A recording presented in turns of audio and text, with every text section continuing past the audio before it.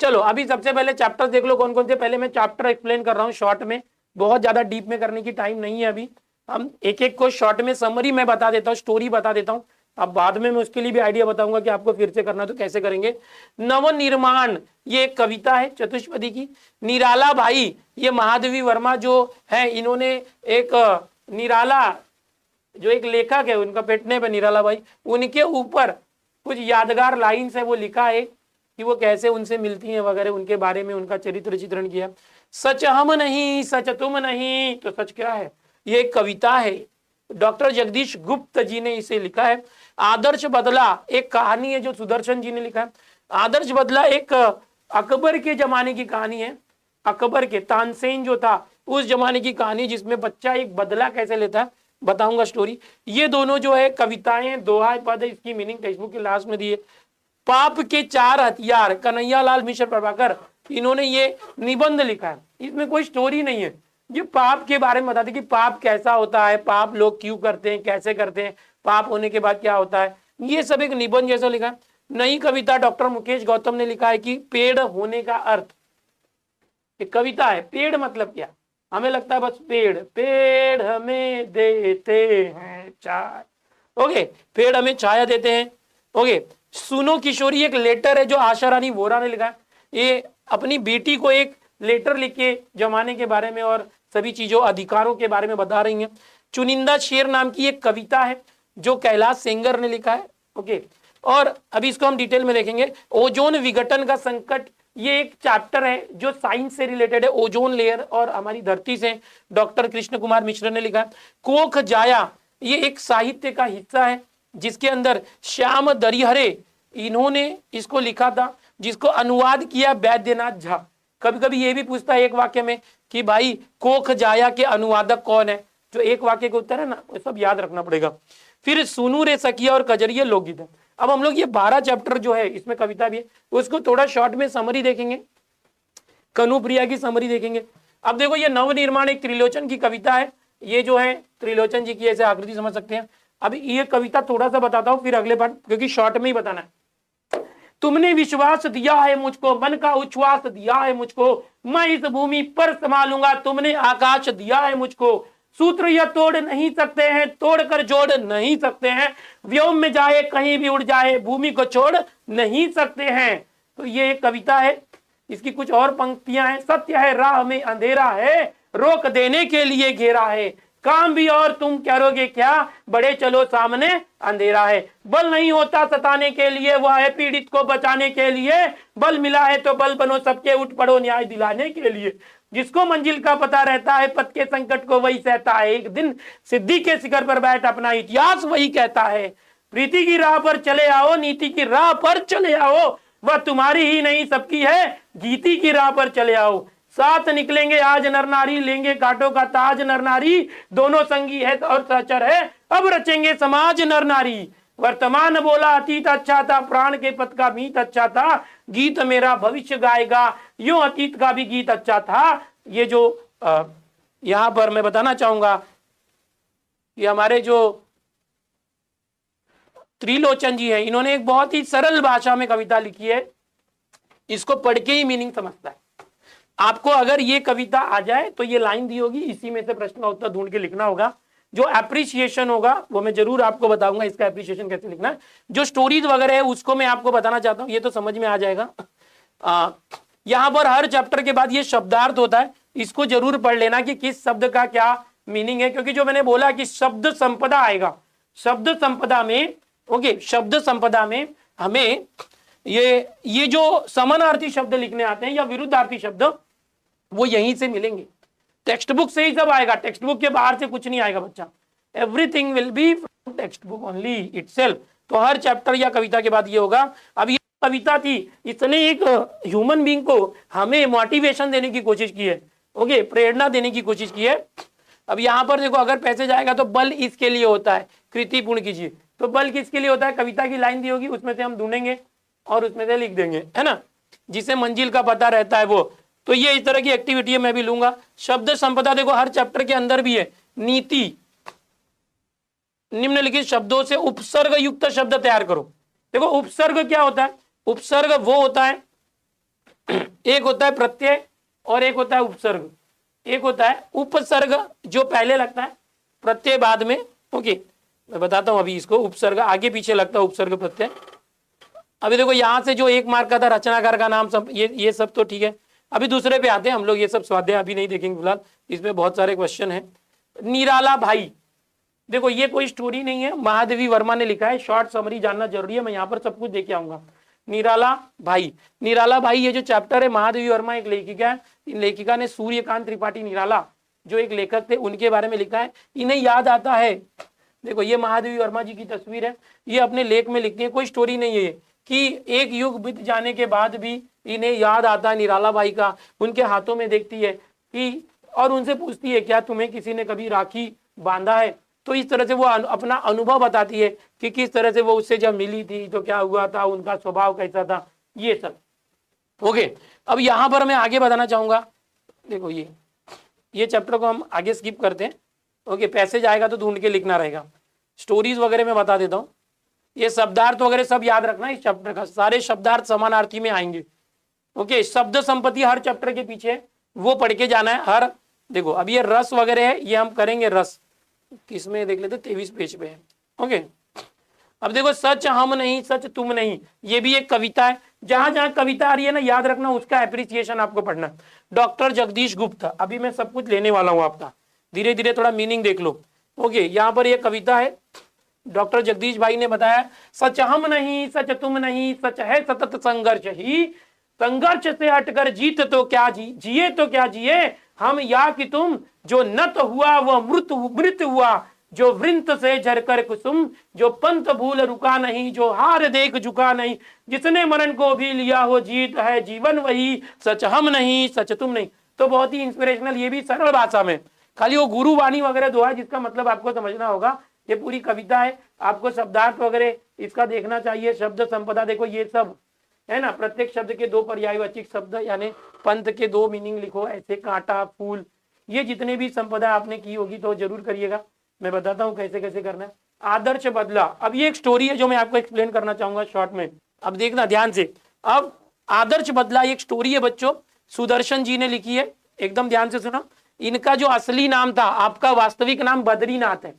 कभी कभी क्वेश्चन ये पूछता है साहित्य वाले 1 मार्क के 1 सेंटेंस में कि सुदर्शन जी का असली नाम क्या है, तो सुदर्शन तो पेट नेम है, इसका असली नाम बद्रीनाथ है। जैसे आपको हीरो पता होगा दिलीप कुमार, दिलीप कुमार पता है कि नहीं, दिलीप कुमार पुराने हीरो हैं, तो उनका असली नाम था यूसुफ खान, यूसुफ खान था, समझ रहा है। अक्षय कुमार मालूम है ना, अक्षय कुमार,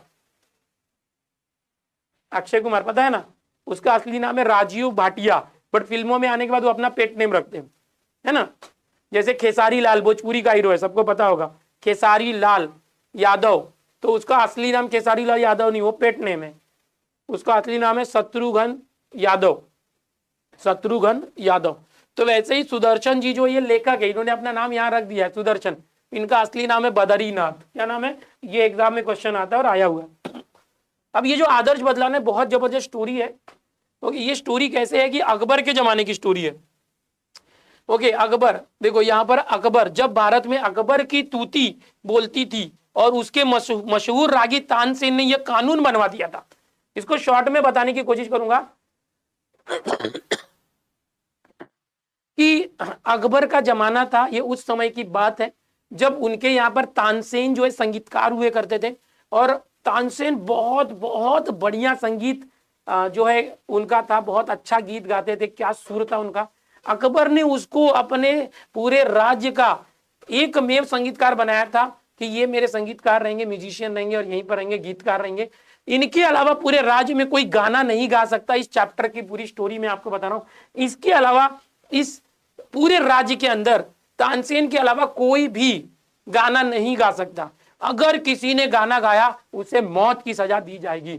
तो एक बार की बात होती है, इनके राज्य में कुछ साधु लोग आते हैं, उनका ग्रुप आता है, एक बच्चा उनके साथ होता है, और वो लोग जब आते हैं, एकदम ध्यान से सुनिएगा, वो लोग जब आते हैं और इनके राज्य से गुजर रहे होते हैं और वो अपने में मस्त होके गीत गा रहे होते हैं, और गाते गाते क्या होता है, लोग उनको देख के टेंशन में आ जाते हैं, अरे हमारे राज्य में ये लोग गीत क्यों गा रहे हैं। तानसेन को पता चला तो, अकबर को पता चला तो लोग डर जाते हैं। इतने में बात फैल जाती है, गांव में कुछ साधुओं का ग्रुप आया है और वो लोग गीत गा रहे हैं, वो लोग गीत गा रहे हैं। और ये बात राज्य के सैनिकों को पता चलती है और जो सैनिक होते हैं वो उन्हें पकड़ के ले जाते हैं। और तानसेन और अकबर का नियम था कि तानसेन के अलावा कोई गा नहीं सकता। अगर किसी को कंपटीशन करना है तो कर लो, लेकिन तानसेन से अच्छा गाना गा के दिखाना पड़ेगा, तभी वो बचेगा, नहीं तो मौत के घाट उतार दिया जाएगा। और साम्राज्य में जाने के बाद अकबर का हुक्म होता है कि सभी को मौत के घाट उतार दिया जाए, मार दिया जाए। और होता क्या है फिर, उस एक छोटा बच्चा होता है उन साधुओं के ग्रुप में जिसको बख्श दिया जाता है और जिस पर दया दिखाई दी जाती है, और उसको मौत नहीं दी जाती, उसे छोड़ दिया जाता है और बाकी सभी को कत्ल कर दिया जाता है। तानसेन कहता है कि इस बच्चे को छोड़ दो, बाकी सबको मार दो, ये लोग गाना कैसे गाएं। अब वो बच्चा घर जाता है, बहुत रोता है, बहुत रोता है, बहुत अफसोस होता है। अब जब वो इतना रोता है कि अब मेरा कौन है, मेरा कोई नहीं है, ओके सब कुछ खत्म हो गया, बाबा तुम कहाँ हो। वो बार बार पुकारता था अपनी कुटिया में, रोने तड़पने लगा, बाबा तू कहाँ है, अब कौन मुझे प्यार करेगा, कौन मुझे कहानी सुनाएगा। लोग आगरे की तारीफ करते थे, बट इसने तो मुझे बर्बाद कर दिया, मेरा बाबा छीन लिया, मुझे अनाथ बना दिया। इस तरह से वो बच्चा अब अपने घर में रो रहा है, ओके एकदम। फिर क्या होता है, एक व्यक्ति है जिसका नाम है हरिदास, वो आते हैं, उस बच्चे को सहलाते हैं, उसे सांत्वना देते हैं कि क्या हुआ, वो सारी चीजें बताता है। उसको बोलते हैं कि क्या तू बदला लेना चाहता है। अब यहाँ पर देखेंगे कि चैप्टर का नाम ही बदला है। चैप्टर का नाम आपने देखा क्या है? आदर्श बदला। ओके, आदर्श बदला। बदला मतलब चेंज करो, ये नहीं रे। बदला मतलब बोलते हैं ना कि तुम लोग को किसी ने कुछ किया, तुम लोग बदला लेते हैं, बदला। ओके, अब क्या होता है कि जो हरिदास एक व्यक्ति है, वो आता है बच्चे के पास और सब जानकारी लेता है, क्यों रो रहा है। उसे बोलता है क्या तू बदला लेना चाहता है? हाँ। तो वो बोलते तुझे 12 साल तपस्या करनी पड़ेगी, तुझे 12 साल तक, 12 बरस तक तपस्या करनी पड़ेगी। बच्चा बोलता है ठीक है मैं तैयार हूं, लेकिन क्या मैं 12 बरस के बाद बदला ले पाऊंगा? बोलते पक्का ले पाएगा। और 12 बरस तक वो जो बच्चा है जिसका नाम था बैजू, और वही चल के बाद में बैजू बावरा बनता है, बहुत बड़ा संगीतकार बनता है। वो जो बैजू था 12 साल हरिदास के अंडर में रह के तपस्या करता है, भयंकर तपस्या करता है, कठोर तपस्या करता है और रियाज करता है, गीत की संगीत की प्रैक्टिस करता है। और 12 साल बाद वो दिन आता है कि जो बैजू है तैयार हो चुका है और एक बहुत बड़ा गीतकार बन चुका है। अब वो जाने लगता है तो हरिदास बोलते हैं कुछ भूल तो नहीं रहे हो? आशीर्वाद गुरुजी, आशीर्वाद ले लिया, फिर भी कुछ भूल तो नहीं रहे हो? फिर वो बोलता है कि मैं प्रतिज्ञा करता हूं। इतना ही बोलता है बैजू। हरिदास जो उसके गुरु हैं आगे की लाइन पूरी करते हैं कि तुम इस संगीत का किसी को हानि पहुंचाने के लिए उपयोग नहीं करोगे। यानी ये जो तुमने कला सीखी है संगीत, इससे तुम किसी को हानि नहीं पहुंचाओगे, किसी को इसकी वजह से नुकसान नहीं होना चाहिए। अब यहां पर बैजू जो एकदम टूट जाता है, ओ माय गॉड, मैंने 12 साल तपस्या की ताकि उस तानसेन से बदला ले सकूं, उन तानसेन को मजा चखा सकूं, और ये गुरुजी आपने क्या कह दिया? गुरुजी ये बदला लेने के लिए मैंने 12 साल में सीखा था कि मैं बदला लूंगा, उसे हानि पहुंचाऊंगा, तुमने तो मेरा गुरूर ही मुझसे छीन लिया। लेकिन वो गुरु के सामने कुछ कह नहीं पाता और उससे सीधा मांग लेते हैं तुम किसको हानि नहीं पहुंचाओगे। अब वो सोचता मैं बदला कैसे लूंगा तानसेन से, आशीर्वाद लेके निकल पड़ता है, उस अकबर के राज्य में पहुंचता है। और वहां पर फिर से वही कथा दोहराती है, जब साधु लोग वहां पहुंचे थे गीत गाते हुए, ये अकेला पहुंच जाता है, गीत गाते रहता है, लोग डर जाते हैं, अरे यार फिर से इसकी मौत आ गई, ये कौन है जो मरने चला आया? साम्राज्य के लोग। लेकिन जैसे ही लोग डरते हैं, उसकी आवाज सुन के मंत्रमुग्ध हो जाते हैं, उसके चारों तरफ घेर लेते हैं और सब भूल जाते हैं कि ये इसकी मौत हो सकती है, तानसेन मार डालेगा। इस तरह का गीत था। क्या आवाज थी, आवाज में क्या राग था, वाव। और फिर धीरे धीरे सैनिक आ जाते हैं उसे पकड़ने के लिए, लेकिन जो राज्य के सैनिक आते हैं वो उसकी आवाज सुन के वो लोग भी स्टैचू हो जाते हैं। ओ माय गॉड, ऐसी आवाज, मंत्रमुग्ध कर देने वाली आवाज। और वो उसको पकड़ के लेके जाने आए थे, लेकिन सब भूल गए कि इसको राजा के दरबार में ले जाना है। थोड़ी देर के बाद उसको पकड़ के लेके जाते हैं राज दरबार में। वो बोलता है कि मैं तानसेन से भी अच्छा गाना गाऊंगा। उनका कंपटीशन लगाया जाता है दूसरे दिन सुबह होने के लिए। दूसरे दिन सुबह तानसेन और बैजू ये दोनों आमने सामने गीत गाएंगे, आमने सामने गीत गाएंगे, और जो जीतेगा वो बचेगा और जो हारेगा उसे मार दिया जाएगा। अब यहाँ तानसेन के गले पे लटकती तलवार थी और बैजू के भी मौत होनी थी। जो हार गया वो मरेगा। और दूसरे दिन की सुबह का इंतजार पूरा राज्य के सभी लोग कर रहे थे, पूरी जनता कर रही थी। और सुबह के सूरज को उगने का ऐसे लग रहा था अब सूरज उगेगा, अब होगा कुछ बदलाव होगा, कुछ परिवर्तन होगा। और सुबह होते ही जैसे ही बैजू बावरा अपने सितार को बजाते हैं और धुन को छेड़ते हैं, अरे पूरा राग सुन के पूरा जो जनता है, जो तानसेन और अकबर के लिए कभी नहीं आती थी रास्ते पर, इस दृश्य को देखने के लिए पूरे राज्य की दरबार, पूरे राज्य की जनता वहां पर आई थी देखने के लिए कि पहली बार कुछ अलग हो रहा है। और पूरे राज्य की जनता देख रही है और हर एक धुन पर सब मंत्रमुग्ध हुए जा रहे हैं। अरे भाई वहां पर कुछ हिरन थे जो इसकी म्यूजिक को सुन के इसके चारों तरफ आ गए थे, बैजू के चारों तरफ। इसने क्या किया, अपने गले का हार निकाल के हिरन के गले में डाल दिया और तानसेन को चैलेंज दिया, तुम में अगर दम है तो तुम इस तरह का संगीत बजाओ कि ये हिरन वापस लौट के, यह हार यहाँ पर चला है वापस, जो मैंने हार इसके गले में डाला है अब वो हिरन आगे चला गया था, तुम म्यूजिक बजाओ और उस हिरन को वापस बुला के दिखाओ, तब तुम्हारी जीत होगी। समझ में आ रहा है? और बाद में तानसेन वहीं हार गए। उन्होंने कोशिश तो की लेकिन उस तरीके का काम नहीं कर पाए, सुर नहीं लगा पाए, इससे अच्छा। और बाद में अब तानसेन की मौत निश्चित थी, इस कंपटीशन में हारे थे। लेकिन बैजू बावरा ने बोला कि मैं नहीं चाहता कि इनको मौत दी जाए, तानसेन को, मेरे संगीत का उपयोग किसी को हानि पहुंचाने के लिए नहीं है, बट मैं यही चाहता हूं कि इस पूरे राज्य से ये जो नियम है कि तानसेन के अलावा और कोई नहीं गा सकता, इस नियम को खत्म किया जाए। उसी क्षण अकबर ने पूरे राज्य से इस नियम को खत्म कर दिया। तो ये इस चैप्टर की जो है पूरी स्टोरी थी। इसका मतलब आदर्श बदला था। अगर आपको जो क्वेश्चन आएगा इस चैप्टर से आ गया बिना पैसेज वाला, तो भाई ये पूरी स्टोरी दिमाग में रखना, शुद्ध हिंदी का इस्तेमाल करके मस्त लिख देना, ठीक है। देखो इस तरह से ये चित्रीकरण भी दिया है, अकबर है, ये बैजू बावरा है, ओके, ये तानसेन है, इस तरह से ये पूरे दरबारी जनता है, ये हिरन है, हिरन के गले में इन्होंने अपने गले की फूल माला वहां पर डाली है जो जनता ने इनके गले में डाला था। तो ये दृश्य का चित्रीकरण भी दिया हुआ है। चलो अभी आगे जाते हैं हम लोग, अगला पार्ट, अपने को सब समरी देखना ना, इसलिए अभी यहाँ पर कुछ रस वगैरह भी दिए हैं, हम देखेंगे ये सब रस। देखो अभी अगला जो पांचवा पार्ट है गुरु बानी है। ये जो गुरु नानक थे, आपको मालूम है गुरु नानक, ये गुरु नानक ने यहाँ पर कुछ जो दोहे हैं वो दिए हैं। नानक गुरु न चेतनी मनी आपने सुचेत, छूटे तिल बुआड़ जीव सुए अंदरी खेत, खेते अंदरी छुटिया कहू नानक सहू नाही, फली आही बपुड़े भी तन विची सुआ। तो ये जो कुछ है ना, ये सीधा सीधा नहीं है। इसके पहले की जो दो कविताएं थी, ओके, सच हम नहीं सच तुम नहीं वाली जो कविता, उसमें सीधा सीधा लिखा था, क्या एक मोटिवेशनल था, बट यहाँ पर एक दोहे के स्वरूप में है, ओके। और इसका मीनिंग आपको करना पड़ेगा, टेक्स्ट बुक के पीछे इसकी मीनिंग बहुत अच्छे से दी गई है, लाइन टू लाइन आपको पढ़ना चाहिए एग्जाम में जाने के पहले, मेरा ये आपको सजेशन है, ओके। इसको टाइम लगेगा पूरा बताने में, हम इसको आपके ऊपर छोड़ते हैं। कहाँ पर है मैं आपको जरूर बताना चाहूंगा, यहाँ पर है, देखिए टेक्स्ट बुक के पीछे यहाँ पर मुहावरा सेक्शन के बाद पेज नंबर देखो 105 के बाद 106 के बाद 107 पे है। देखो यहीं पर, जो लोग गुरु से लापरवाही बरतते हैं और अपने आप को ही ज्ञानी समझते हैं, वे व्यर्थ ही उगने वाले तिल की झाड़ियों के समान हैं। दुनिया के लोग उनसे किनारा कर लेते हैं, इधर से वे फलते फूलते दिखाई देते हैं, पर उनके भीतर झांक कर देखो तो गंदगी और मैल के सिवा कुछ दिखाई नहीं देगा। तो अभी जो हमने पहली लाइन पढ़ी थी, ये उन पहली लाइन का मीनिंग है।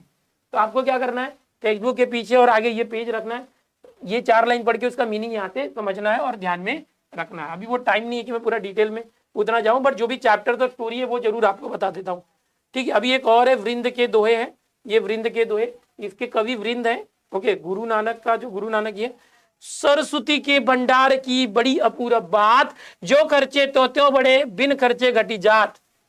इसका मीनिंग क्या है, सरस्वती, सरस्वती आपको पता है कि जो शिक्षा होती है, ज्ञान होता है, ज्ञान की देवी होती है, हम जो पढ़ाई करते हैं, सरस्वती के भंडार की बड़ी अपूर्व बात कि जो सरस्वती देवी होती है यानी शिक्षा होती है हमारे अंदर, शिक्षा की देवी शिक्षा, उसकी एक बहुत ही अलग अनूठी बात है कि ज्यों खर्चे त्यों तो बढ़े। इस शिक्षा को जितना आप खर्च करते हो, अपना जो नॉलेज है जितना खर्चा करोगे, जैसे मैं किसी को पढ़ा रहा हूं, आपको पढ़ा रहा हूं, त्यों त्यों ये बढ़ते जाती है, त्यों बढ़े। मैं आपको पढ़ा रहा हूं ना हिंदी, तो मेरा हिंदी का ज्ञान बढ़ रहा है, और बिन खर्चे घटी जात, पर समझो मेरे पास हिंदी का ज्ञान है और मैं आपको दूंगा ही नहीं, खर्चा नहीं करूंगा मेरा ज्ञान, तो ये घट जाएगा। तो इसका मतलब ये, तो ऐसे बहुत सारी बातें हैं जो ये वृंद के दोहे हैं, बहुत इजी भी है। इसका भी वहीं पर मीनिंग है जो मैं आपको बता रहा था। ओके, यहाँ पर देखो, जैसे ये वृंद के दोहे, ये गुरु नानक हो गया ना, तो वृंद के दोहे की मीनिंग है, माँ सरस्वती के ज्ञान भंडार की बात बड़ी ही अनूठी और अपूर्व है। यह ज्ञान भंडार जितना खर्च किया जाए उतना बढ़ता जाता है, और खर्च ना करने पर यह घटता जाता है, अर्थात ज्ञान देने से बढ़ता है और अपने पास रखने पर नष्ट होता है। तो ये एक कथा है। ऐसे दूसरी तीसरी है, आंखों के बारे में है, व्यापार के बारे में, तो वो आपको पढ़ना है वृंद के दोहे, और इसका मीनिंग टेक्स्ट बुक में ही है, टेंशन नहीं है, इसको समझना है। ओके, एकदम ध्यान लगाओ, जिसको जाना है वो चले जाओ भाई। मैं आज ठान के आया हूं, मुझे मालूम है कि रोज इतने बच्चे नहीं होंगे, थोड़े से लिमिटेड बच्चे होंगे, बट उनको भी, हर बच्चा मेरे लिए मायने रखता है, उनको भी मैं अच्छे से बताने वाला हूँ। अभी अगला जो है, देखो हर चैप्टर की समरी देखनी जरूरी, बहुत जरूरी है। कन्हैया लाल मिश्र प्रभाकर ये लेखक हैं, कन्हैया लाल मिश्र इनका नाम है, प्रभाकर पेटने में। पाप के 4 हथियार 2023 में यहीं से पैसेज आया था, पाप के 4 हथियार, तो पैसेज आया था, पैराग्राफ आया था। अब यहाँ पर ना ये एक निबंध टाइप है, इन्होंने पाप के बारे में बताया है कि हम लोग बचपन में बोलते थे, ओके, बीड़ी पीना पाप है, नदी किनारे सांप है, ओके नहीं, झूठ बोलना पाप है, झूठ बोलना पाप है, नदी किनारे सांप है, और क्या था यार, झूठ बोलना पाप है, नदी किनारे सांप है, और बीड़ी पिए पाप है, और किसी का नाम लिख देते ये तेरा बाप है। ये बचपन में हम लोग थोड़ा सा ऐसे थे बच्चे लोग। तो यहाँ पर क्या था, ये पाप के ऊपर है बच्चों, अभी वो भूल जाओ क्या था यार, मैं भी भूल गया। पाप के 4 हथियार, तो ये पाप जो होता है बहुत से लोग करते हैं, कुछ लोग किसी पे अत्याचार करते हैं, कुछ लोग किसी का कुछ चोरी कर लेते हैं, कुछ लोग किसी का नुकसान कर लेते हैं, इंसानों से जुड़ी हुई चीज है ये। ओके, तो यहाँ पर उसके ऊपर एक लेख दिया हुआ है, पाप कितने प्रकार के होते हैं। ओके, और ये सब दिया है। संसार में पाप है, जीवन में दोष है, व्यवस्था में अन्याय है, व्यवहार में अत्याचार है, और इस तरह समाज पीड़ित है, पीड़क वर्गों में बट गया है। सुधारक आते हैं, जीवन की इन विडंबनाओं पर घनघोर चोट करते हैं। तो ये किस तरह से निबंध है, कोई स्टोरी नहीं है इसमें जो मैं आपको बताऊं। ओके, आगे अभी मैं आपको अगला जो चैप्टर है वो बताता हूं, एकदम ध्यान से देखो, क्योंकि ये समरी जानना जरूरी है। इसमें से लघुत्तरी प्रश्न जो आएगा उसके उत्तर लिखने आना चाहिए।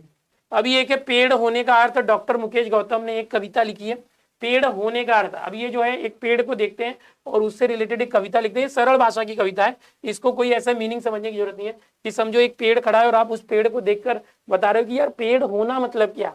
एक इंसान को भी पेड़ जैसा रहना चाहिए क्या। पेड़ कई सालों, हजारों सालों तक एक ही जगह पर रहता है, बढ़ता भी हो तो जमीन से ऊपर वर्टिकल यानी ऊर्ध्वाधर दिशा में बढ़ता है, समझ में आ रहा है। और वो लोगों को हमेशा छाया देता है, लोगों को हमेशा फल देता है, बट किसी से कुछ लेता नहीं है। एक बच्चा भी होगा आम के पेड़ को पत्थर मारता है आम पाने के लिए, तो इसको पेड़ को चोट लगती है, लेकिन वो उसको नुकसान नहीं पहुंचाता, बदले में उसको मीठे फल ही देता है। तो हमें भी अपनी जिंदगी में आम जैसा बनना चाहिए, या फलों जैसा बनना चाहिए, पेड़ जैसा बनना चाहिए, ऐसा यहाँ पर से निकलता है।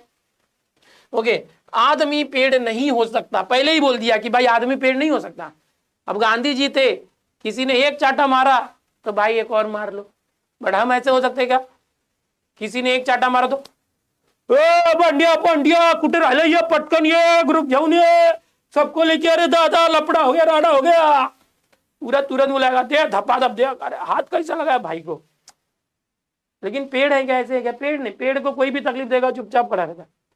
तो ये इसलिए बोल रहा है कि जो आदमी पेड़ नहीं हो सकता, आदमी पेड़ नहीं हो सकता।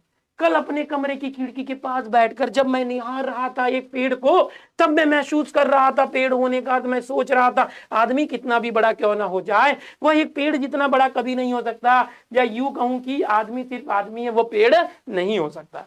हौसला है पेड़, अंकुरित होने से टूट हो जाने तक, आंधी तूफान हो या कोई प्रतापी राजा महाराजा, पेड़ किसी के पास नहीं पड़ता है, जब तक है उसमें सांस, एक जगह पर खड़े रहकर हालात से लड़ता है। जहां भी खड़े हो, सड़क, झील या कोई पहाड़, भेड़िया, बाघ, शेर की दहाड़, पेड़ किसी से नहीं डरता, हत्या या आत्महत्या नहीं करता है। पेड़ थके राहगीर को देकर छाव व ठंडी हवा, राह में गिरा देता है फूल और करता इशारा उसे आगे बढ़ने का। पेड़ करता है सभी का स्वागत, देता है सभी को विदाई। गांव के रास्ते का वह पेड़ आज भी मुस्कुरा रहा है, हालांकि वह सीधा नहीं टेढ़ा पड़ा है। सच तो यह है कि रात भर तूफान से लड़ा है, खुद घायल है वह पेड़, लेकिन क्या देखा नहीं तुमने, उस पर अब भी सुरक्षित चाहते हुए चिड़िया के बच्चों का घोंसला है। जी हाँ, सच तो यह है कि पेड़ बहुत बड़ा हौसला है। तो ये एकदम सीधी सीधी लाइन है, इसका मीनिंग उसी के अंदर है। और भी है इसमें, दाता है पेड़, दाता मतलब ये देता ही रहता है। जड़, तना, पेड़, पत्ती, शाखा, पुष्प, फल, ये सब कुछ देता रहता है। छाया देता है, ओके, पूरा छाया देता है, दवा देता है, फल देता है, हर एक चीज। उसकी लकड़ियों से दरवाजे बनते हैं, लकड़ियों से फर्नीचर बनता है, ये हमेशा देता ही है, कभी कुछ लेता नहीं है। ओके, तो ये वाली जो कविता थी पेड़ वाला, वो भी आपको समझना है, एक बार रीड कर लेना चाहिए था इसको। खाली जो मैंने बताया ना, वृंद के दोहे और गुरु नानक वाला गुरु, वो पीछे की मीनिंग समझना है। अभी अलंकार रस वगैरह में लेने वाला हूं, अच्छे से एकदम ध्यान से देखना। अभी ये सुनो किशोरी, ये एक 8वां, अभी 12 तक करना हम लोग को, एकदम ध्यान से देखो, 12 तक करना है। ओके, सुनो किशोरी, ये किशोरी मतलब क्या होता है, कोई एक टीनेजर लड़की को किशोरी बोलते हैं, और टीनेजर लड़का होगा किशोर बोलते हैं। मतलब जो अभी अभी आपके जैसा जो है ना, 18 साल की उम्र तक, 19 साल की उम्र तक टीनेज होता है, किशोर किशोरी होते हैं। ओके, आशा रानी वोरा है जिन्होंने ये लिखा है सुनो किशोरी। अब ये जो श्रीमती आशा रानी है, इन्होंने क्या किया है कि भारत के झेलम जिले की, ये सब छोड़ो, ये अभी बताना चाहूंगा कि इन्होंने एक पत्र लिखा है सुगंधा को। सुगंधा कौन है? सुगंधा इनकी बेटी है। अब वो बेटी को अपने अधिकारों से रूबरू कराने के लिए, जागरूक कराने के लिए लिखती हैं कि सुनो सुगंधा, तुम्हारा पत्र पाकर खुशी हुई, तुमने दो तरफा अधिकार की बात उठाई है, वो पसंद आई। बेशक जहां जिस बात से तुम्हारी असहमति हो, वहां तुम्हें अपनी बात मुझे समझाने का पूरा अधिकार है। तो यहाँ पर एक पत्र है, जिस पत्र में एक माँ जो है अपनी बेटी को उसके अधिकारों के बारे में बता रही है, और उसकी बेटी कौन कौन सी चीजों के लिए आवाज उठा सकती है, और वो उसको समझदारी से काम लेना चाहिए। परंपराओं के बारे में जो माँ है वो अपनी बेटी को लेटर लिखी है, और वो लेटर जो है बच्ची पढ़ रही है, ठीक है। तो इसके ऊपर ये पूरा है, एक लेख है, ये स्टोरी नहीं है कोई ये। ओके, तो ये पढ़ सकते हो या छोड़ भी सकते हो, आपके ऊपर है। आगे बढ़ते हैं, अगला जो चैप्टर है 9वां, खत्म होने आया, देखो 12 तक है, बहुत सारी अभी ग्रामर भी लेना है।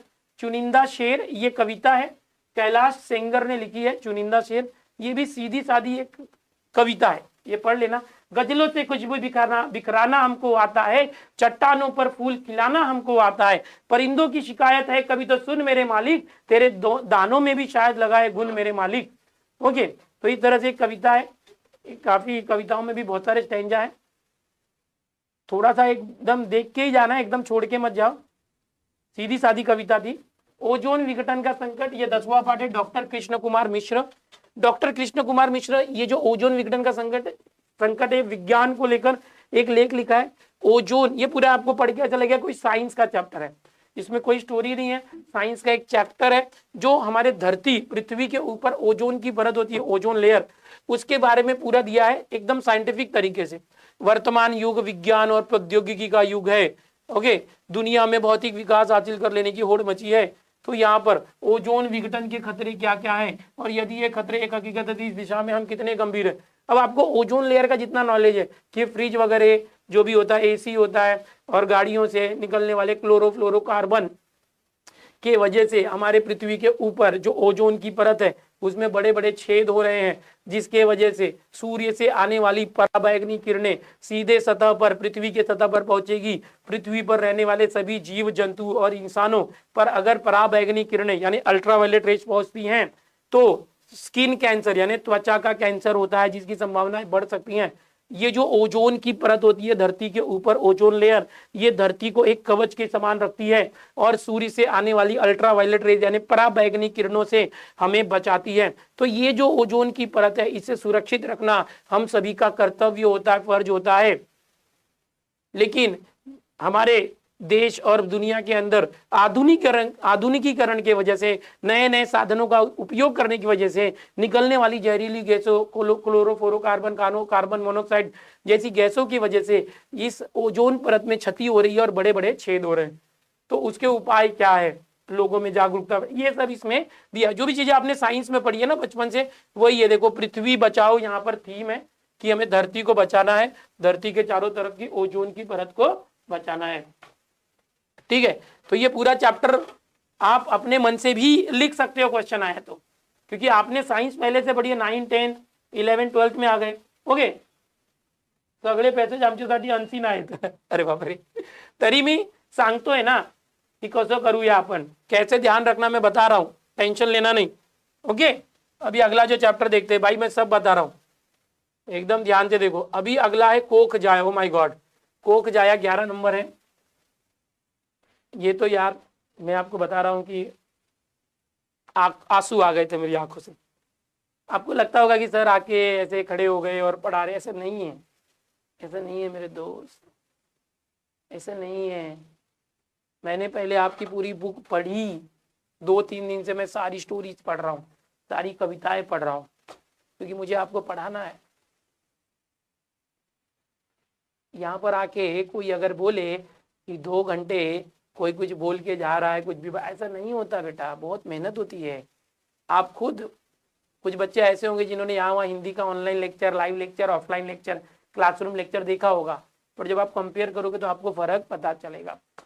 मैं बता रहा हूँ कि जब मैंने ये जब स्टोरी पढ़ी ना यार, आंखों से आंसू निकल गए, आंखों से आंसू निकल गए, और नट सम्राट मूवी मेरे सामने आ गया, और मैं बिल्कुल सोचता हूँ कि ये कभी नहीं होना चाहिए।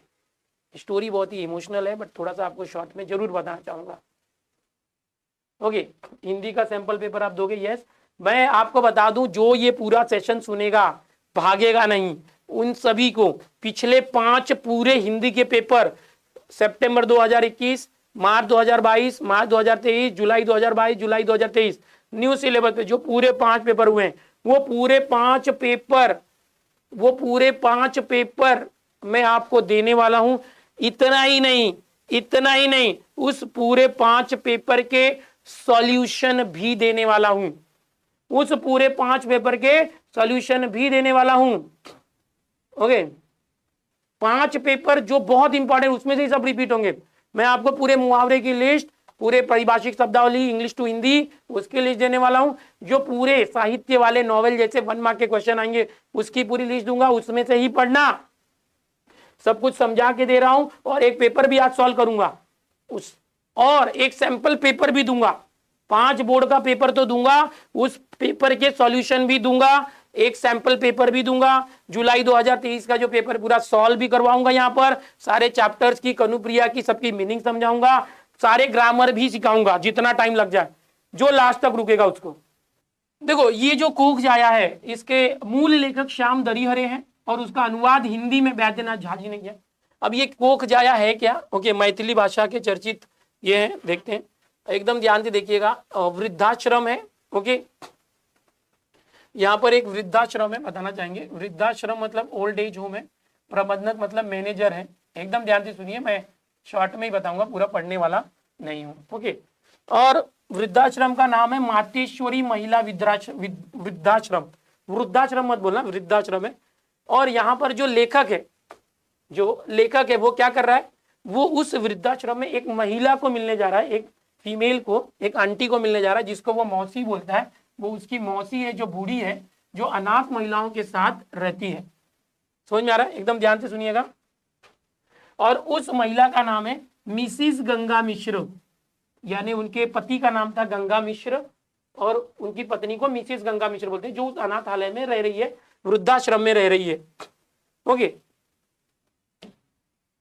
अब ये जो लेखक है यहाँ पर, अभी जो लिखने वाला या जो कैरेक्टर है रघुनाथ चौधरी है, जो रघुनाथ चौधरी है उसकी मौसी है, मौसा है। मौसा जो है गंगा मिश्र है, कैरेक्टर पे ध्यान दो। और मौसा की बीवी मिसेस गंगा मिश्र मतलब उसकी मौसी है, वो अपनी मौसी को कहाँ मिलने आया है? वृद्धाश्रम के अंदर। अब कोई एक रघुनाथ चौधरी एक आदमी है जिसकी मौसी ओल्ड एज होम में रहती है, ऐसे कैसे, क्या हुआ होगा, क्यों मिलने आया। अब यहाँ पर होता क्या, बिल्कुल ध्यान से सुनिएगा। रघुनाथ चौधरी जैसे आते हैं, गेट के पास कार लगाते हैं और वो गेट के सिक्योरिटी वाले को पूछते हैं, क्या पूछते हैं कि मुझे मिसेस गंगा मिश्र से मिलना है वृद्धाश्रम के अंदर। तो वो पूछता है आप कौन, ये बोलता है मैं रघुनाथ चौधरी। वो अंदर जाता है और 10 मिनट तक आता ही नहीं है, 10 मिनट के बाद आता है और रघुनाथ चौधरी को बोलता है आप मिल सकते हैं, आइए। तो रघुनाथ चौधरी बोलते हैं भाई 10 मिनट क्यों लगा। तो उस सिक्योरिटी वाले ने बोला कि जब मैं आश्रम के अंदर गया और मैडम को जब मैं बोला, मौसी जी को, कि आपसे कोई मिलने आया है, तो उसने पूछा कौन, तो मैंने बताया रघुनाथ चौधरी। तो वो 10 मिनट तक रोती रही, कोई जवाब नहीं दिया। आपके पहले भी कई लोग मिलने आए थे, बहुत कोशिश की थी मिलने की, बट उनसे वो मिलना ही नहीं चाहती थी और आज तक किसी से नहीं मिली है। बट उसने आपसे मिलने से हाँ कह दिया है, आपको मिलेगी। और जैसे ही रघुनाथ चौधरी अंदर गए, मौसी से मिले, तो जो मौसी है फूट फूट कर रोने लगी। ये मौसी का चित्रीकरण है, एक पेड़ के पास बैठी थी और मौसी फूट फूट कर रोने लगी रघुनाथ चौधरी को मिलके। और उसको जो भोजपुरी भाषा होती है, लल्ला लल्ला ललनवा ललनवा, ओके, इस तरह से करके कुछ शोहर गाने लगी और उसके अश्रु रुक नहीं रहे थे, रघुनाथ चौधरी के भी अश्रु नहीं रुक रहे थे। अब हुआ क्या था, वहां से मिलने के बाद रघुनाथ चौधरी चले गए। उसको मौसी ने बोला कि जब भी तुम आओगे अपनी बीवी को भी साथ में लाना और मिलने जरूर आना। तो रघुनाथ चौधरी हर हफ्ते उस वृद्धाश्रम में जो मौसी से मिलने जाते थे। लेकिन ये मौसी वृद्धाश्रम में कैसे पहुंची, तो उसकी एक अजब कहानी है। रघुनाथ चौधरी को याद आता है कि जो मौसी है वो कितनी सुखी थी, कितनी अमीर थी, कितना सुख था इनके पास। लेकिन अचानक से इनकी लाइफ में टर्निंग पॉइंट आ गया जब इनके जो पति हैं, पति कौन है आपको पता होगा यहाँ पर, गंगा मिश्र जी। ये एक बहुत बड़े अधिकारी थे, ये बहुत बड़े अधिकारी थे और इनके पास सब कुछ था, बंगला से लेकर हर एक चीज। उन्होंने अपने बेटे को पढ़ाया, एक लौता बेटा था, उस बेटे को पढ़ाया और बेटा जो है विदेश चला गया। और जब तक उसकी शादी नहीं हुई थी, विदेश से वो बार बार आता था और फिर भारत से वापस चला जाता था। शादी होने के बाद उसका आना जाना कम हो गया, वो विदेश में ही सेटल होना चाहता था, वहीं रहने लगा अपनी बीवी बच्चों के साथ। और अचानक हार्ट अटैक की वजह से, हृदयाघात या हृदय का पक्षाघात होने की वजह से गंगा मिश्र जी की जो है मृत्यु हो गई।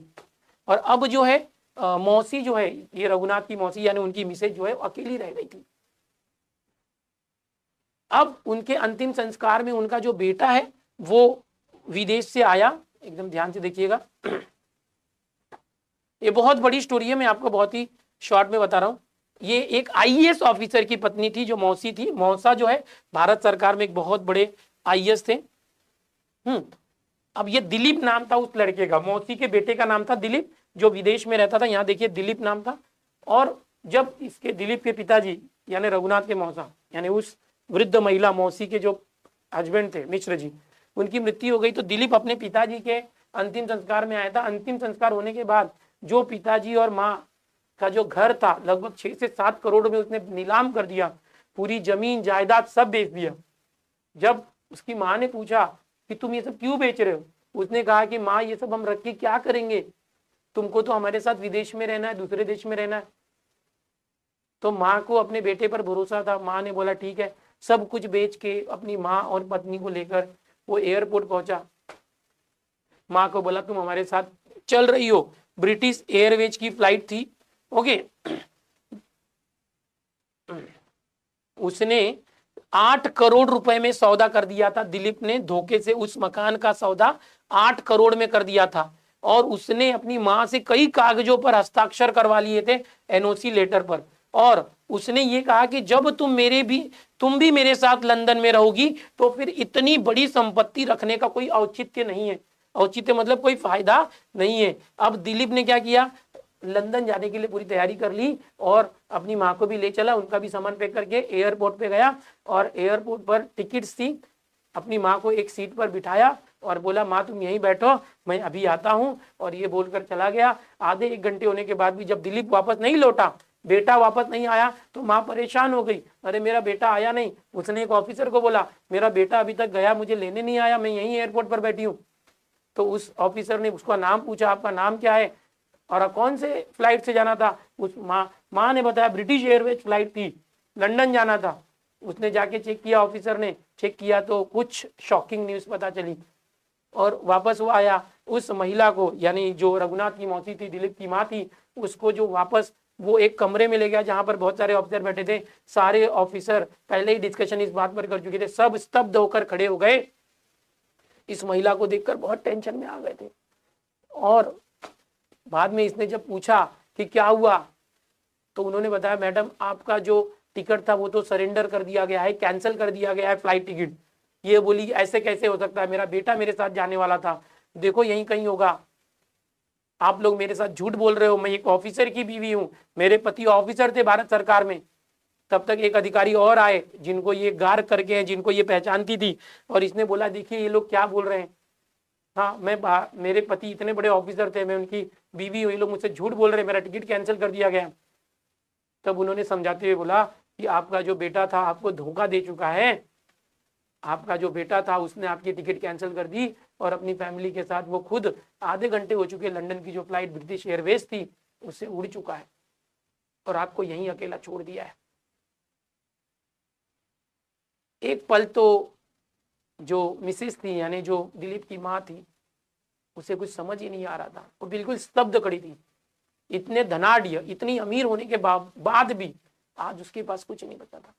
जो कुछ उसके पति का था, पति के जाने के बाद बेटे ने सब कुछ बेच दिया था। सब कुछ बेचने के बाद जो पैसा मिला था, उस पैसे से वो लंदन में अपना एक घर खरीदना चाहता था। उसकी इच्छा पूरी हो गई थी कि अब मेरा लंदन में एक अच्छा खासा घर हो जाएगा, लेकिन उसने अपनी माँ को यहीं एयरपोर्ट पर छोड़ दिया था। माँ को कुछ समझ में नहीं आ रहा था। सारे अधिकारियों की आंखों से आंसू आ गए थे कि भला ऐसे कोई कैसे कर सकता है। जो गार करके ऑफिसर थे उन्होंने कहा कि मैं तुम्हें अपने साथ लेके चलता हूँ। माँ के होठों से बस एक ही शब्द निकला, अब तो मेरा घर भी नहीं रहा, कुछ नहीं रहा, मुझे एक ही मदद करो, मुझे किसी वृद्धाश्रम में लेके चलो। तो माँ के आग्रह पर वो जो अधिकारी था उसे वृद्धाश्रम में लेके जाता है। अब वृद्धाश्रम में जाने के बाद ये जो खबर है पूरी पूरी पूरी एकदम आग की तरफ फैल जाती है। पूरे मीडिया में ये खबर फैल जाती है कि एक माँ जिसका पति आईएएस ऑफिसर था, उसकी मृत्यु के बाद उसके बेटे ने किस तरह से इतनी बड़ी पढ़ाई करने के बाद जब वो ऑफिसर बना था, उसने अपनी माँ के साथ इस तरह का धोखा किया, एयरपोर्ट पर छोड़ के चला गया, सारी संपत्ति बेच दिया। ये फल दिया उसने अपने माँ के ममता का, और थू थू होने लगी। पूरे भारत ही नहीं विदेशों में भी ये कहानी फैल गई। माँ उस वृद्धाश्रम में रहने लगी। वृद्धाश्रम में रहते हुए जब ये आग की तरह खबर फैली तो कई अधिकारी उससे मिलने आए, भारत सरकार के, उनके पति के विभाग के लोग भी मिलने आए। आईएएस के जो एसोसिएशन थे आईएएस ऑफिसर का, उन्होंने भी आवाज उठाई। तब दबाव में जाके दिलीप को वापस भारत आना पड़ा। लेकिन भारत आने के बाद दिलीप कोशिश करने लगा कि मैं अपने माँ से मिलकर माफी मांगूंगा। उसने वो डील भी कैंसिल करने की कोशिश करी जो बंगला इसने बेच दिया था माँ का, लेकिन वो डील कैंसिल होने के लिए सामने वाला भी तैयार हो गया था जिसने खरीदी, क्योंकि ये न्यूज पूरी आग की तरफ फैल चुकी थी। लेकिन वृद्धाश्रम के अंदर जो माँ थी उसने अपने बेटे से मिलने से साफ इनकार कर दिया था। इतना ही नहीं, कोई भी अधिकारी आता था किसी से नहीं मिलना चाहती थी, वो टूट चुकी थी, उसका जीवन पर से भरोसा उठ गया था। लेकिन जब रघुनाथ मिलने आया ना, जिसकी माँ को बहन मानती थी, जिसको रघुनाथ मौसी बोलता था, रघुनाथ जब मिलने आया तो उसके आंसू रुके नहीं और उसके साथ वो बहुत रोई। उसे बोला कि यार तू ही एक है जो सपूत है, मेरा बेटा तो कपूत निकला और इकलौती संतान थी मेरी जिसने मुझे छोड़ दिया, और तुम हर हफ्ते आ रहे हो अपनी बीवी के साथ, मेरे साथ समय गुजारते हो, और तुम्हारी वजह से इस जीवन पर मेरे भरोसा है, नहीं तो मैं कब की मर गई होती। और इस पाठ की शुरुआत जब होती है तो शुरुआत में ये बताया गया है कि ये वृद्धाश्रम में आया हुआ है और अब वो मौत हो चुकी है। वो जो महिला है, माँ है, वो मर चुकी है। ये लास्ट का पार्ट पहले दिया हुआ है और ये भी आखिरी बार आया है। तो जो वहाँ का जो मैनेजर होता है वो इसको एक लेटर देता है। लेटर पर लिखा होता है ये आपकी जो मौसी है उनका आखिरी संदेश आपके नाम, वो आखिरी संदेश में जरूर आपको यहाँ से पढ़ के सुनाना चाहूंगा। जो आखिरी संदेश है वो काफी इमोशनल संदेश है कि बहुत बड़ा चैप्टर है। ये हवाई जहाज दिया है, देखो कैसे ये होता है।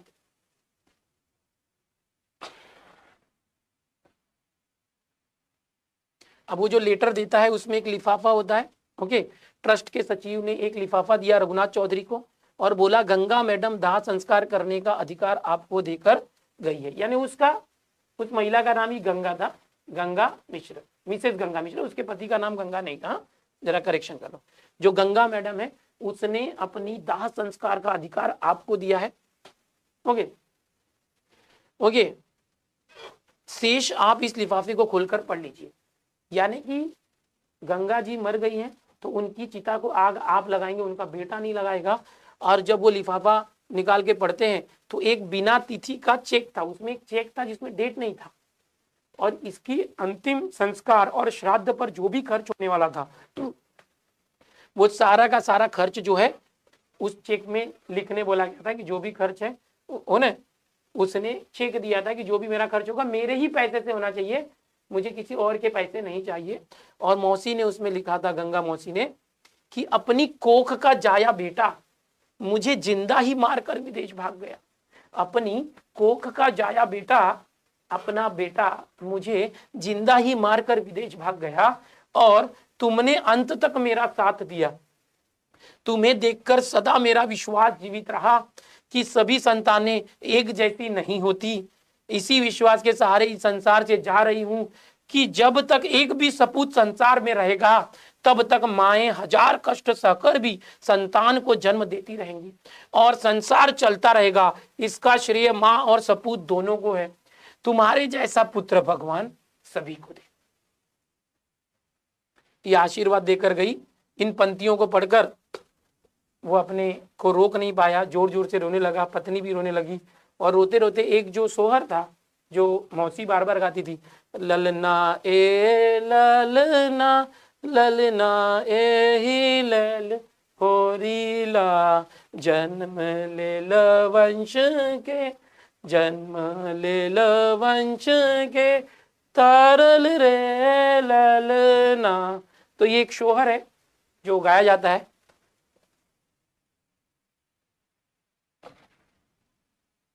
तो ये जो पाठ था इसका जो नाम है कोख जाया, इसका मतलब है कि कोख मतलब माँ की जो कोख होती है जिससे बच्चा पैदा होता है, वो कोख जाया हो गई। जाया यानी बर्बाद हो गई, कोख जाया, कोख बर्बाद हो गई। मूल लेखक श्याम दरिहरे, अनुवादक यानी ट्रांसलेटर जो है वैद्यनाथ झा। अब ये सेकंड लास्ट पार्ट था, 11वां पार्ट था, 12वें पार्ट पे आएंगे। तो बिल्कुल अब ये स्टोरी मैंने कुछ इस तरह से बताई है कि अगर इसमें से कोई क्वेश्चन आ गया बिना पैसेज के तो भी आप लिख के आओगे, आप लिख के आओगे, आप लिख के आओगे। मुझे ऐसे लग रहा है कि आपको सारी चीजें अच्छे से समझ में आई है। और पूरा ध्यान रखना, अभी जो लोकगीत है लास्ट है लोकगीत, इसका आपको जो ये जो गीत है, ओके, कुछ जाति के लोग जो होते हैं लोकगीत गाते हैं, वो है सुनू रे सखिया। तो इसका भी जो मीनिंग है लास्ट में टेक्स्ट बुक के दिया हुआ है। आइल बसंत के फूल रे सुनू रे सखिया, सरसों सरसाइल, आलसी अलसाइल, धरती हरसाइल, कली कली मुस्कुराइल, ओके, बन के फूल रे सुनू रे सखिया आइल। तो एक लोकगीत है, इसका मीनिंग टेक्स्ट बुक के लास्ट में दिया है, जैसे गुरुबानी का था वैसे ही। और एक कजरी करके इसका भी मीनिंग दिया हुआ है। सावन आई गए मन भावन, बदरा गिर गिरे आवे ना, बदरा गरजे बिजुरी चमके, पवन चलती पुरवैया ना। सावन आए गए मन भावन, रिम झिम मेहा से, धरती का नहवावे ना। अरे सावन आए गए मन भावन, बदरा गिर गिर आवे ना, दादुर मोर पपिया बोले जियरा मोर उलसावे ना, दादुर मोर पपिया बोले जियरा मोर उलसावे ना, जगमग जगमग जुगनू डोले सबके जियरा लुभावे ना, जगमग जगमग जुगनू डोले सबके जियरा लुभावे ना। तो ये एक कजरी है बेटा, एक कजरी का गीत इस तरह से जैसे मैं गा रहा हूँ वैसे होता है। और ये कजरी का भी जो है आपको टेक्स्ट बुक के पीछे यहाँ मिल जाएगा, मैं जरूर दिखाना चाहूंगा जो लोग लेकर आए। तो यहाँ पर देखो ये वृंद के दोहे, ऊपर गुरुबानी, बिल्कुल ये पढ़ लेना हर एक पंक्तियों का। थोड़ा टाइम लगेगा, आज अपना महारिविजन है तो बहुत ज्यादा टाइम लग जाएगा सब करने में। सुनू रे सखिया और कजरी का जो यहाँ पर मीनिंग दिया है, ओके, कजरी का भी मीनिंग दिया है, मन भावन सावन आया बादल गिरगिराने लगे। ठीक है।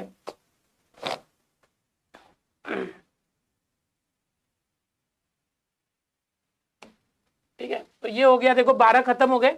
अभी हम लोग चलते हैं, देखो ये 12 पार्ट पे ही 40 मार्क है। स्टार्टिंग के 40 मार्क जो है ये 12 मार्क पे ही है, पूरा 12 चैप्टर पे पूरा 40 वही मेन है। बाकी तो मैं बता देता हूँ, बाकी का कुछ टेंशन नहीं। अभी जो 10 मार्क का कनुप्रिया है, आ जाओ। देखो किसी को लेट हो रहा है, घर पे जाना, ऐसा मत करो। सर चार्ज लगाओ, अपनी बैटरी उतर रही है लैपटॉप की। ओके, एकदम दिमाग में रखो कि भाई टाइम लगेगा, चीजें करनी है अच्छे से। पूरे साल नहीं किया है, टेक्स्ट बुक तक नहीं खरीदा बच्चे ने, लाइब्रेरी से लेके आया बंदा। देखो अभी ये कनुप्रिया, ये 10 मार्क का एक अकेला जो ऐसा काव्य संग्रह है जो 10 मार्क का है। इसको समझना बहुत जरूरी है, इसको समझना बहुत जरूरी है। ये जो डॉक्टर धर्मवीर भारती है, इन्होंने इसको लिखा है। और यहाँ पर कनु, अच्छा इसके पहले कोक जाया का मतलब मैंने बताया, कोक यानी माँ का पेट, जाया यानी बर्बाद हो गया, कि माँ की कोख बर्बाद हो गई। इसके पहले 11वें पाठ का नाम था। मतलब कनुप्रिया का मतलब क्या? कनु मतलब कृष्ण भगवान, कनु मतलब कृष्ण भगवान, और प्रिया मतलब उसकी प्रिया राधा। ओके, मधुबन में जो कन्हैया किसी गोपी से मिले, राधा कैसे न जले, राधा कैसे न जले। ओके, तो यहाँ पर कृष्ण और राधा का, अब थोड़ा सा वो मूड से बाहर आ जाओ, जो कोक जाया से बाहर आ जाओ। तुम लोग थोड़ा इमोशनल हो गए थे सब लोग, मैं खुद हो गया था। वापस आ जाओ और थोड़ा सा रास लीला लचाते हैं थोड़ा सा रास लीला लजाते हैं। जो है अलबेला मद नैनो वाला, जिसकी दीवानी है ब्रिज की बाला, वो कृष्णा है, वो कृष्णा है।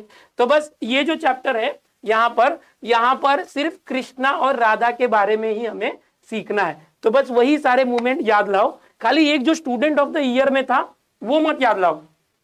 ओके, स्टूडेंट ऑफ ईयर में राधा वाला गाना था। कौन सा गाना था सर राधा वाला? ओ राधा तेरी चुनरी, ओ राधा तेरा झुमका, ओ राधा तेरी नटखट नजरिया, वो राधा अलग है, वो सब स्टूडेंट ऑफ द ईयर वाला है। ये कृष्णा राधा वाला है। ठीक है, तो सब लोग आ जाओ, एकदम हंसी खुशी के मूड में आ जाओ। और जो भी ये चैप्टर्स है, ये सिर्फ एग्जाम के लिए नहीं सीखना यार, इसको जीवन में अपनाना है, इसको अपने जीवन में अपनाना है, सीख लेना है कि ऐसी कहानियां होती हैं जिससे कई लोगों को पहुंच सकता है। हमें किसी को दुख नहीं पहुंचाना, हमें सबको खुशी देनी है, सुख देना है। अब यहाँ पर ये जो कनुप्रिया है, यहाँ पर देखो, गैया के संग कृष्णा, क्या आपको पता है जो कृष्ण भगवान थे उनकी ये प्रेमिका थी? सर सबको पता है, हाँ मुझको ये पता है, लेकिन उनकी पत्नी ये नहीं थी। जनरली ये सबके साथ होता है कि प्रेमिका जो कृष्णा की राधा थी, बट शादी हुई थी रुक्मणी के साथ। शादी किससे हुई थी? रुक्मणी के साथ। और ये पूरा जो कनुप्रिया है ये कृष्णा और राधा के ऊपर ही है, एकदम ध्यान से देखना। तो अब ये जो कृष्णा है, कृष्णा की प्रेमिका राधा है। पहले इन लोगों का बंसी बिंसी बहुत हो गया रहता है यमुना नदी किनारे गोकुल के अंदर। लेकिन जब कृष्णा बड़े हो जाते हैं, तब कृष्ण बड़े होने के बाद महाभारत का हिस्सा बनते हैं। अर्जुन को उपदेश देते हैं कि एक तरफ मैं अकेला हूं और एक तरफ हजारों सैनिक हैं, तुम किसको चुनोगे? तो जो दुर्योधन होता है वो हजारों लाखों सैनिकों को चुनता है, तुम अकेले क्या कर लोगे? अर्जुन जो होता है वो कृष्णा को चुनते हैं। और फिर महाभारत कौरवों और पांडवों के बीच में चालू होता है। 5 पांडवों की एक पत्नी होती है जिसका नाम होता है द्रौपदी, वो 5 पांडवों की एक पत्नी होती है।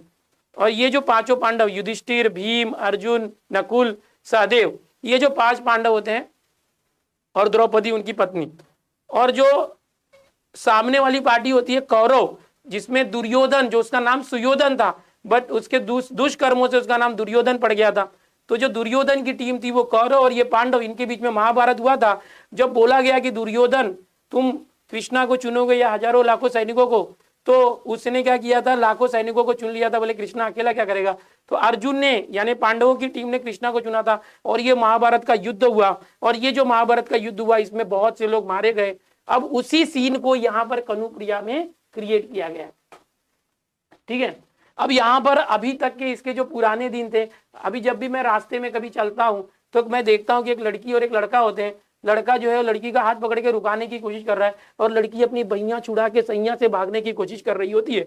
कई बार मुझे ये सीन देखना पड़ता है, मिलता है ऐसे देखने, तो तुरंत मैं उसका जो भूतकाल समझ लेता हूँ कि पिछले कुछ दिनों पहले तक ये दोनों हाथों में हाथे यानी बाहों में बाहें डाल किसी गार्डन में गुल खिला रहे होंगे। अब कोई बात ऐसी हो गई है जो दोनों के बीच में संबंध टूट गए हैं। अब लड़का जबरदस्ती कोशिश कर रहा है उससे बातचीत करने की, लेकिन लड़की जब उससे पीछा छुड़ाना चाहती है। तो ऐसा ही कुछ सीन यहाँ पर हुआ था कि इनके जब अच्छे दिन थे तब ये लोग साथ में मिलते जुलते थे, बंसी बजाते थे, नाचते गाते थे। लेकिन अब महाभारत के इसमें जब कृष्ण भिड़ गए तब ये अपने आप को अकेला महसूस कर रही है, जो राधा है अकेला महसूस कर रही है और ये उनसे काफी कंप्लेंट करती है। अब देखो ये जो है ना, यहाँ पर पूरा आपको मीनिंग दिया हुआ है कनुप्रिया का, पूरा मीनिंग दिया हुआ है यहाँ पर कनुप्रिया का। ठीक है, जो मेन है ना यहाँ कविता, ये पूरा मीनिंग आपको, जैसे पहले वाली गुरुबानी वृंद के दोहे थे, कजरी थी, ओके, सुनु रे सखिया, तो ये जो उसकी मीनिंग लास्ट में दी है, यहाँ पर ये पूरी स्टार्टिंग में मीनिंग ही दी है। पूरा जो मैंने बताया ना वही चीजें यहाँ पर है। अब इसके अंदर देखो यहाँ पर कुछ पार्ट दिया है, सेतु में, सेतु मतलब होता है ब्रिज, जैसे राम सेतु आपने सुना है, तो राम सेतु एक होता है ब्रिज, तो यहाँ पर ब्रिज मतलब मैं दिया हुआ है। ओके, मतलब राधा अपने आप को ब्रिज कहती है कि मैं क्या एक पुल हूं, मैं एक ब्रिज हूं, सेतु हूं मैं। कविता का पहला पार्ट है। दूसरा अमंगल छाया, कि यार ये कैसे दिन आ गए हैं, पहले हम मिलते जुलते थे और अब तुम युद्ध में ही बिजी हो, अमंगल छाया पड़ी है। फिर एक तीसरा है यहाँ पर, देखो बहुत सारे हैं, एक प्रश्न, वो अपने कृष्ण से एक प्रश्न पूछ रही है। ओके, फिर एक चौथा है, इसमें बहुत पार्ट है।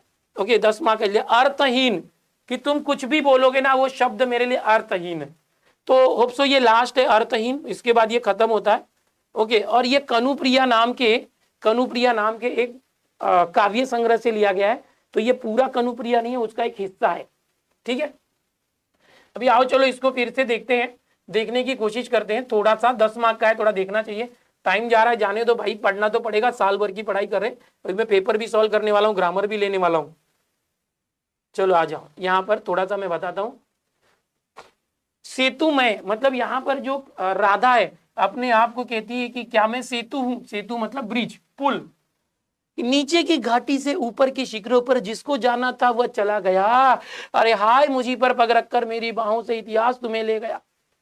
बोलती है कि जिसको, जब लड़ाई में सब सैनिक जा रहे हैं, नीचे जो घाटी है और ऊपर पहाड़ है, वैली बोलते हैं घाटी को, वहां से सभी लोग चल के जा रहे हैं घाटी से पहाड़ी के ऊपर तक, तो क्या मैं क्या ब्रिज हूं कि सब लोग मुझे यूज करके चले गए। ओके, जिसको जाना था वह चला गया, हाय मुझी पर पग रखकर, मैं ब्रिज हूं, ब्रिज के ऊपर पैर रखकर सब लोग आगे चले गए। ओके, और इतिहास तुम्हें ले गया, मेरे साथ तुम थे कृष्ण और तुम्हें इतिहास लेकर चला गया है। सुनो कनु सुनो, कनु का मतलब कृष्ण भगवान, कनु का मतलब कृष्ण भगवान, सुनो कृष्ण भगवान सुनो, सुनो कृष्णा सुनो, क्या मैं सिर्फ एक सेतु थी तुम्हारे लिए, क्या मैं एक ब्रिज थी, खाली आगे जाने का जरिया थी।